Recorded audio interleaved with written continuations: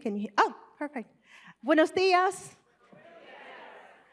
Es un gran placer estar con todos ustedes. And Dr. Shonkoff, I promise you this will not be a conversation in Spanish. But yeah, we are so thrilled to be in this conversation. I just want you to know I come from the cradle-to-career space, and I have always been obsessed with the cradle aspect of this work. I come from a community of Liberty City in which only 34% of my babies were entering school kindergarten ready. We were in a crisis. I feel like we are still in a crisis in this country. So just before we get things off, how many of you are fully focused and dedicated on the cradle aspect of this cradle-to-career strategy? Yes. Fantastic. So today we have a treat because we are joined by Dr. Jack Shonkoff, and he has promised me that I will call him Jack. So in the interest of the spirit of family, I will just call you Jack, but thank you for being with us. And like everyone has mentioned, his bio is extensive and impressive, so I'll just mention just a few things that feel important to highlight. The first one is that Jack is the Julius B. Richmond Fanride Professor of Child Health and Development at Harvard University. He's also the founding director of the Center on Developing Child and an authority on the impact of early childhood adversity on lifelong outcome. He has authored over 180 publications and received multiple honors and award election to the National Academy of Medicine, for example. He is no longer a practicing pediatrician, but he enters the work with that as part of his heart that he does every day. So, Jack, your work has clearly revolutionized how we think about early childhood education. And over the last few years, you and your team at the center have been thinking much more deeply about early childhood development, and you've just launched an Early Childhood Development 2.0, building on your 1.0 work. Can you tell us more about the framework that you're using? Yeah, thanks very much, Cecilia.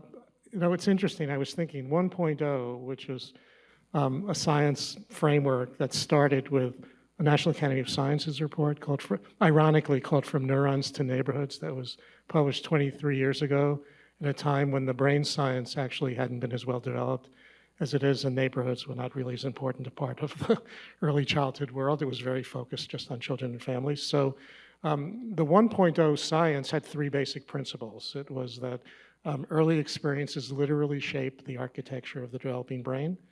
That when you think about what are those experiences, they're primarily the environment of relationships in which children are developing, with a heavy emphasis on this kind of serve and return interaction, very responsive, very individualized.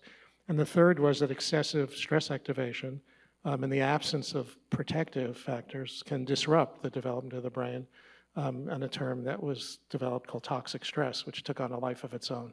So that has been the framework for almost a quarter of a century for the field. And news flash alert, science keeps moving forward. Most of the brain science that we know now is so far beyond where it was 25 years ago.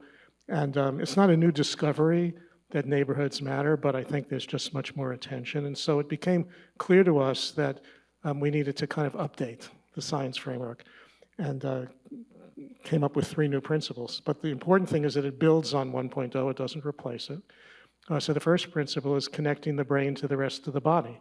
So all these things that we've been saying about the brain also affect the immune system, they affect metabolic systems, they're talking to each other, they're all reading the environment and trying to adapt to the environment as it is. So the message from that is this is as much about health as it is about early learning and school readiness. The second concept was variation and sensitivity to the environment. Everything that we do and all the evidence, I just been so inspired by all the presentations this morning. This focus on evidence and data, which is critical, is based on a model that looks at the average effects between what you do and what the comparison group is. And biology is screaming variation, saying that the average doesn't really tell you the reality. And the simple way to explain this is, anybody know a family that has more than one child? If they all live in the same home and they have the same biological parents, are they the same? No, they're not the same. The more kids you have, the more you have some who are much more sensitive to what's going on and some who are like, whatever, if something happens. So this variation is really not captured by our policies and by how we evaluate things. And then the third principle is place matters.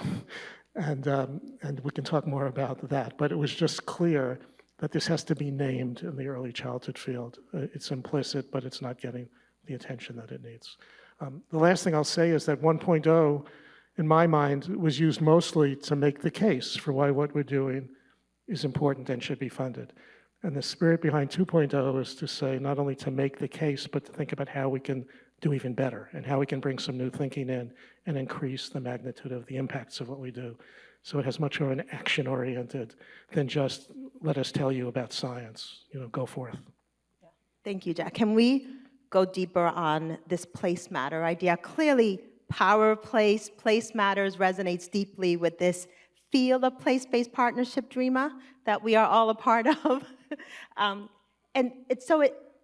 How did you arrive at that conclusion? What was the curiosity that led you to explore that further? And then what has led you to something that all of us know in this room is vitally important? Yeah, it's a good question, because in this room, I feel like my answer should be like, duh. It's like, does that really need an explanation? But it's an important question, because actually we're putting a stake in the ground and saying something really important to the early childhood field, which is that place matters means that there's a lot of talk.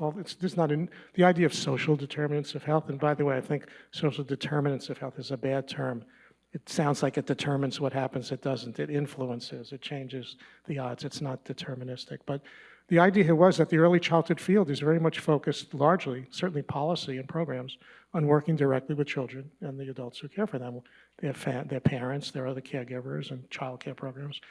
And if you get outside biology and look at all of the other scientific knowledge about development, it's like, of course, place matters, because families don't raise children in a vacuum, and that all of these factors, particularly if we're going to talk about the impact of adversity on children, it's not adversity in the family that's necessarily what we should be focusing on. It's the adversity that families are dealing with. So that was kind of a big issue for us in terms of a lot of science that's left out. But the other thing for me is I get increasingly uncomfortable with a field that basically says it's all about relationships. It's all about individual relationships. When we don't make progress enough at a population level, then it means, what's wrong with these parents? What's wrong with these child care providers? They should read to kids more. They should talk to kids more. But when you're dealing with structural inequities related to racism and intergenerational poverty and environmental exposures that are toxic, we've got to put the place issue on the map, and the science is very strong for that. So it was a no-brainer.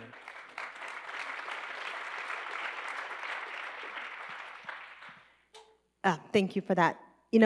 As you were talking, the wondering that surfaced for me is, I remember when I was deep in my community work, I was obsessed, probably a little frightening, when I would approach any expecting mom and be like, what are you doing for your child? And are you reading to your child? And it dawned on me, remember this one experience, I was in the blocks that we were working on, and I asked an expecting mom if she was reading to her child. And her response was, why would I do that? And it struck me that the thing that we know in this room doesn't always reach the families that we deeply, who must know the information more than anyone else. And so this idea of place matters and how we're building the condition by which not only we that are working to transform places have the data, but that everyone, all the residents, all the folks that matter the most, whose lives we most want to impact, also have the data and information. So how do you think about the research that you're doing, the knowledge that you and your team have, and how that gets shared in communities? Yeah, no, thanks for that question. It's a really important question. I mean, for me, everybody I feel a little bit uncomfortable because a lot of what I'm going to say, everybody in the room could say as well as I can, or even better. But the point of it is that this science can only go so far without kind of really aligning with people's lived experience and expanding our definition of what we mean by expertise and what we mean by knowledge.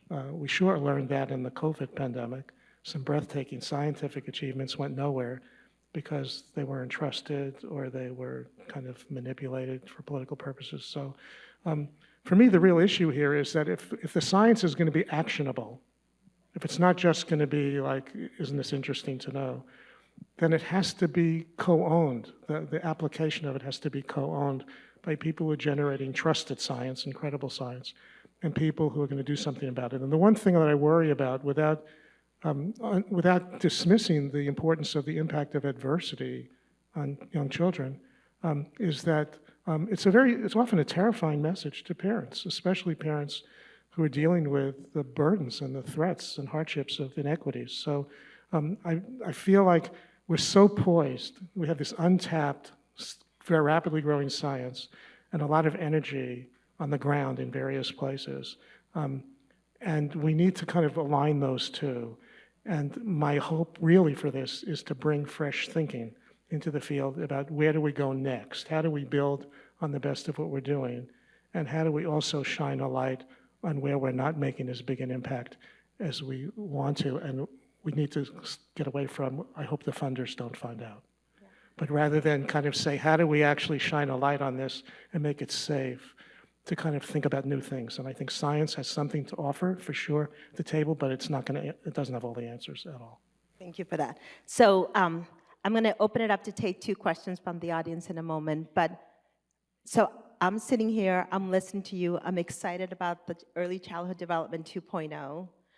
What are 3 concrete recommendations and things that our communities can walk away from? And when I think about that question, I think about if I have no additional resources today, but I am eager to implement the things you've learned, what are those things that you do? If I have additional resources that I can pour into this, what would you recommend we do? Yeah, good question, because if we don't have the resources today, we have to have better arguments for how we're going to get the resources tomorrow. So I guess the first thing I would say, I actually love the cradles-to-career concept, but even cradles is not exactly as early as we should start. And from a neighborhood level, a lot of the influences on early development, on health, on learning, already start before birth. So that could be a long conversation. I'll give you one simple way to think about this.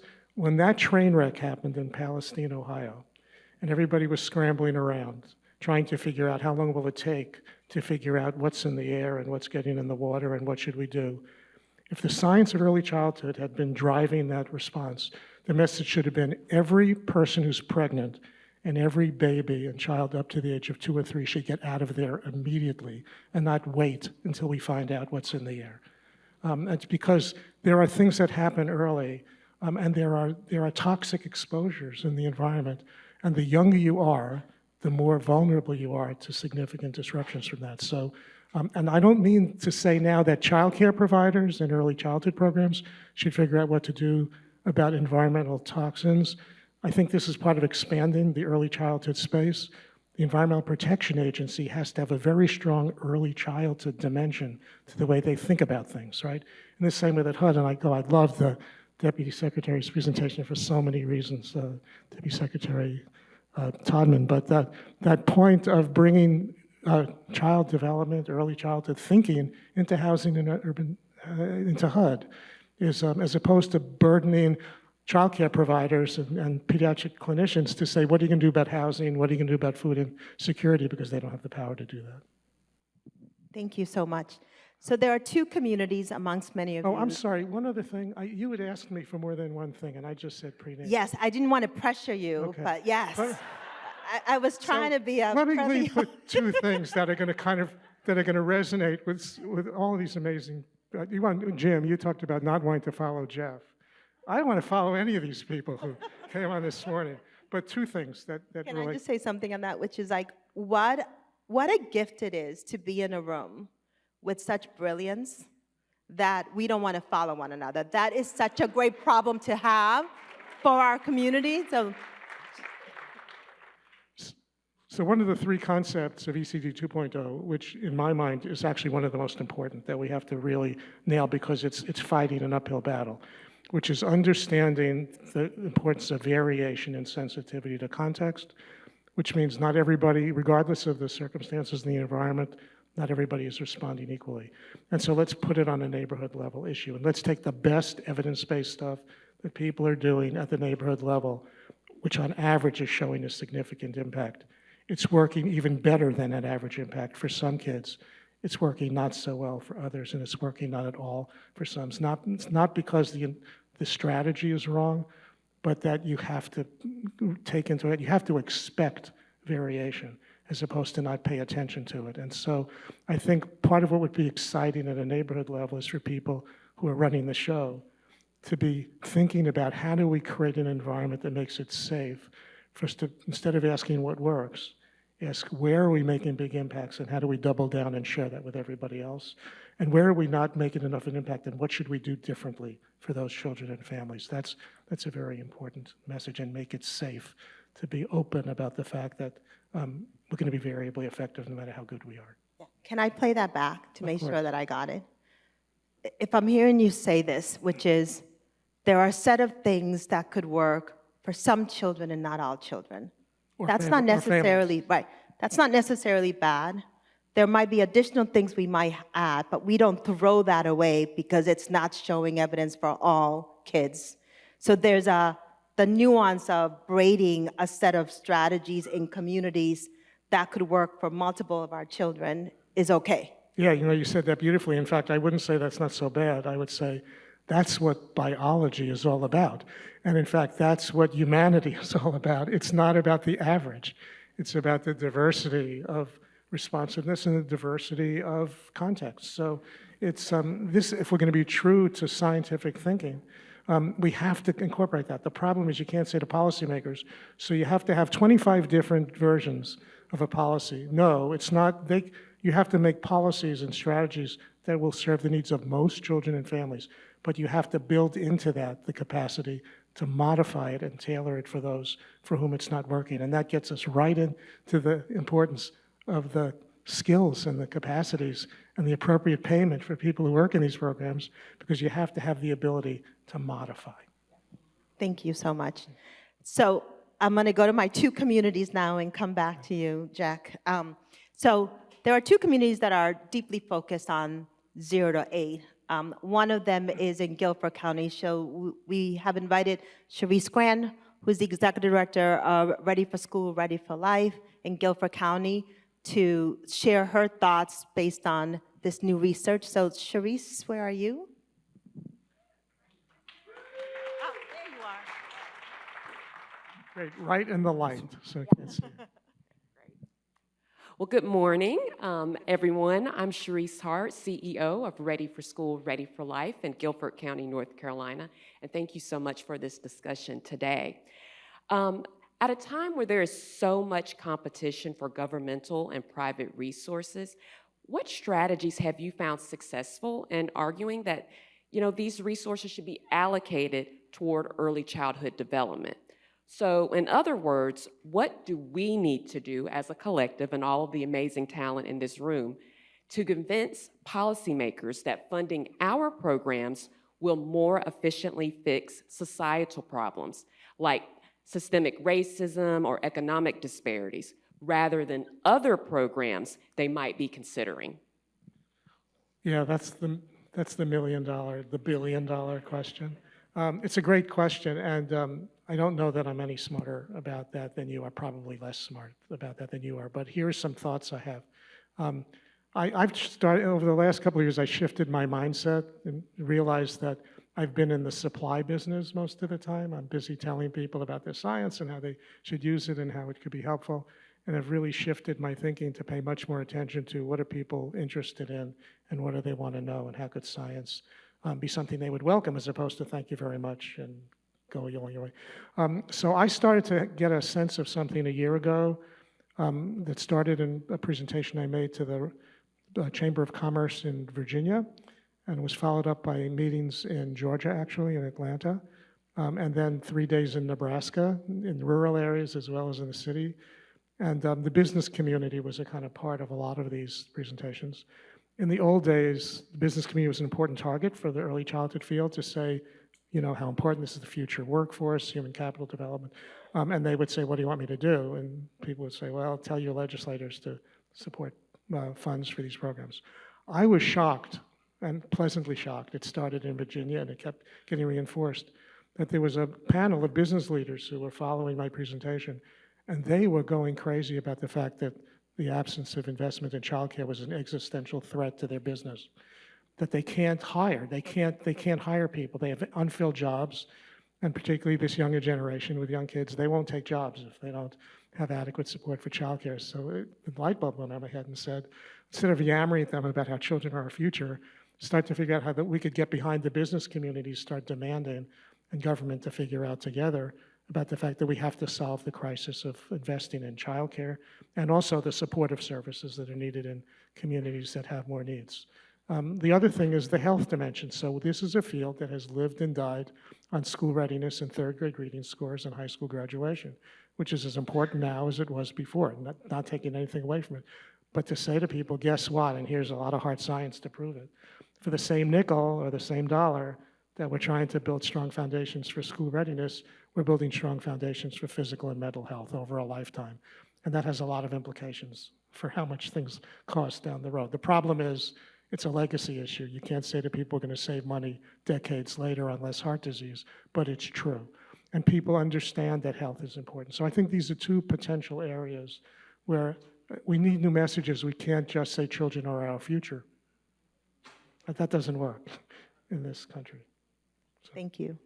but that's just a thought. I'm not saying I have the answer. It's a hard one. Thank you.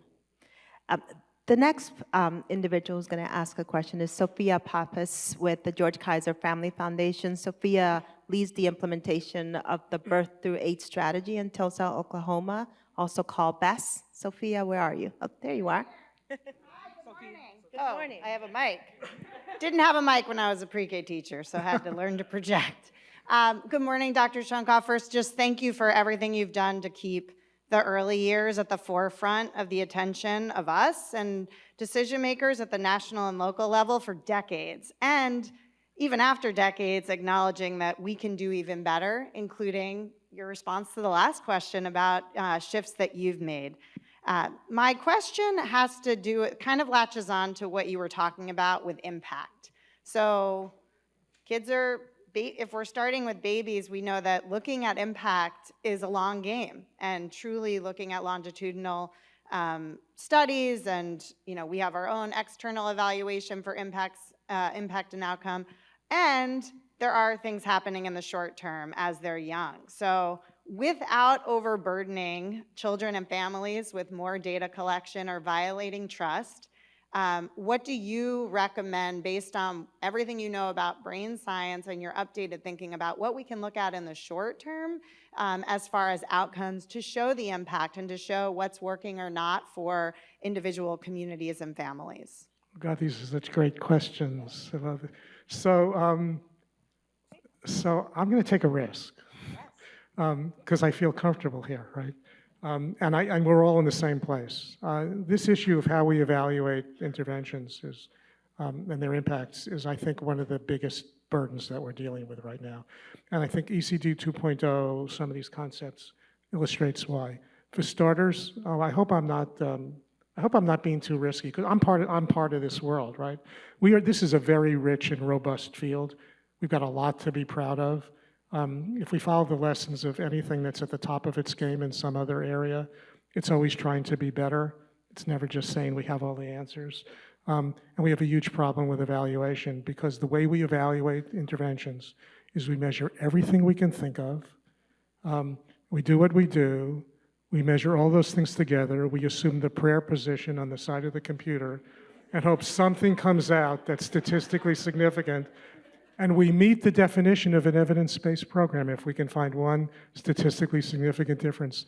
And this is killing us. It's killing us. Yes. Now, we can't unilaterally disarm, right? I mean, why do we do that? It's because of the basic principles of development, which is all about adapting to your environment. It would be pretty foolish to do evaluations and report on all the things that we don't think we've accomplished. So we adapt. We do we spend so much time collecting data. We put so much burdens on families and service providers. in the service of not learning what's working and what's not, but the service of generating data to say that we're making a difference.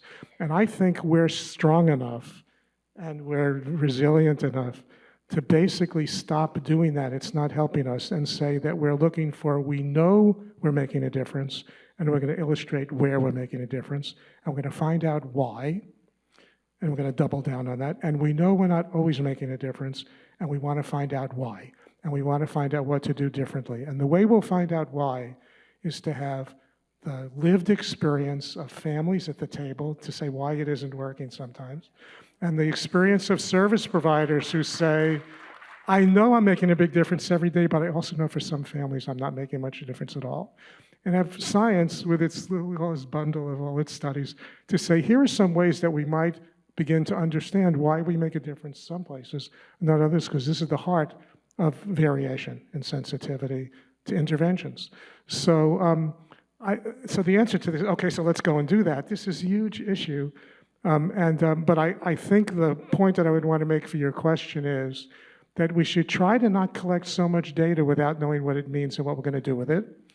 That we should be collecting data on a relatively shorter list of outcomes that are linked to what we're doing and why we think it's going to make a difference, and not worry about the fact that if we find nothing now, we can always say, well, the outcomes are going to come years later, so wait, and we'll show you.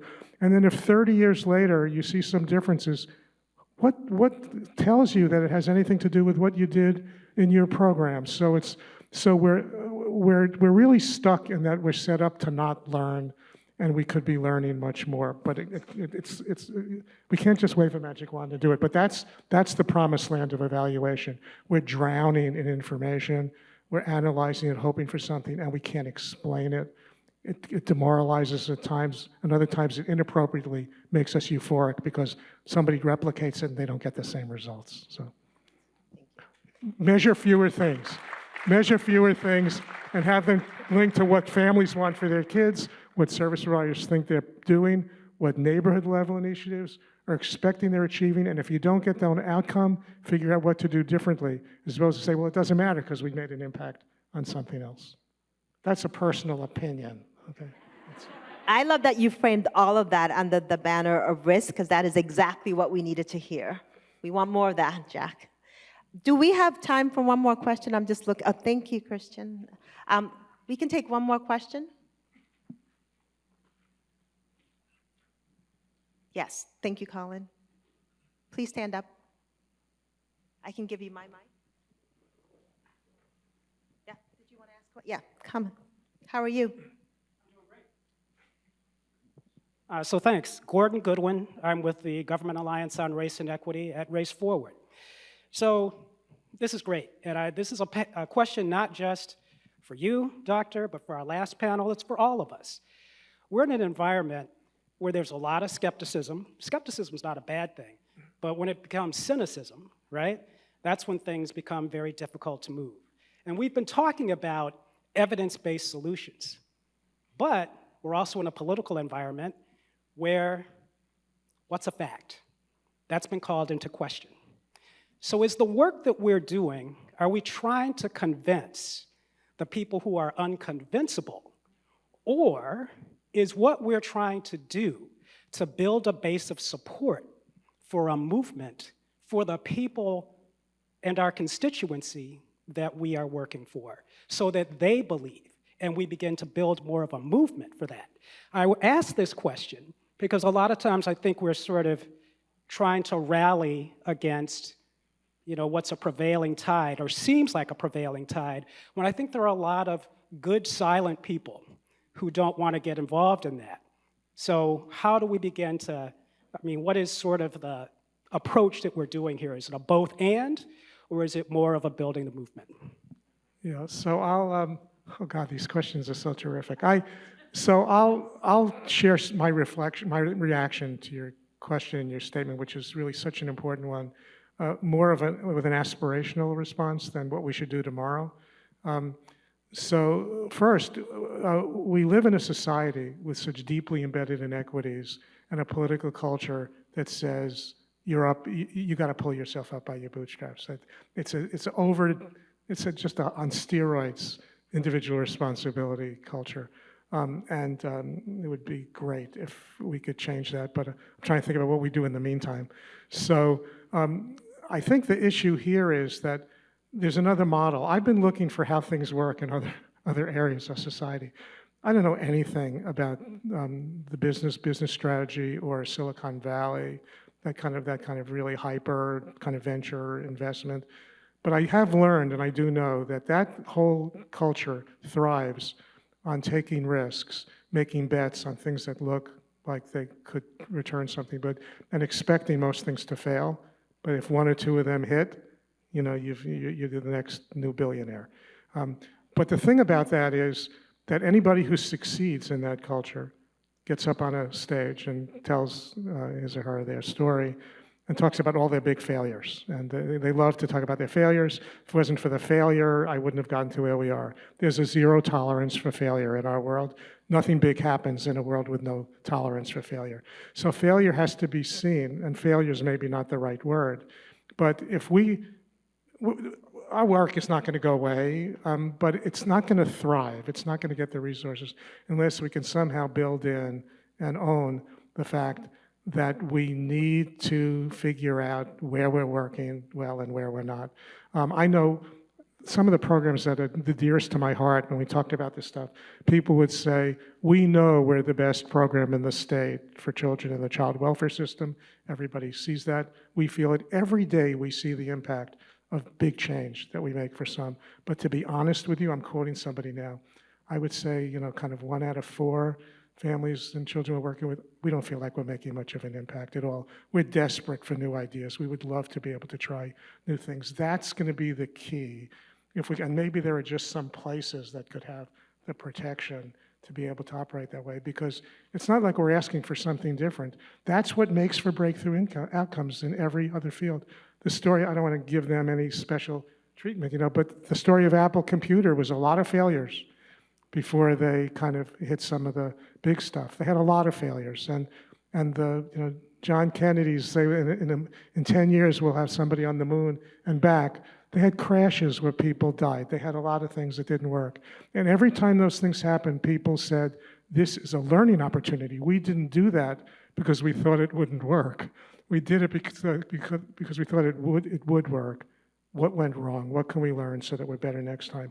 We're strangulated by not being allowed to do this. And I just think we've got to get out of that. My last and final question is, how do we get access to your knowledge and information? And what is the thing that you are working to solve the most that you can't do on your own and need these groups of people to help you figure out? Oh, God. So for your first question, how do you get access? How do I get invited back? It's like, I mean, I don't know, Wendy, did we do okay? I don't know, we have to ask Wendy. No, but in all seriousness, so let me answer it this way.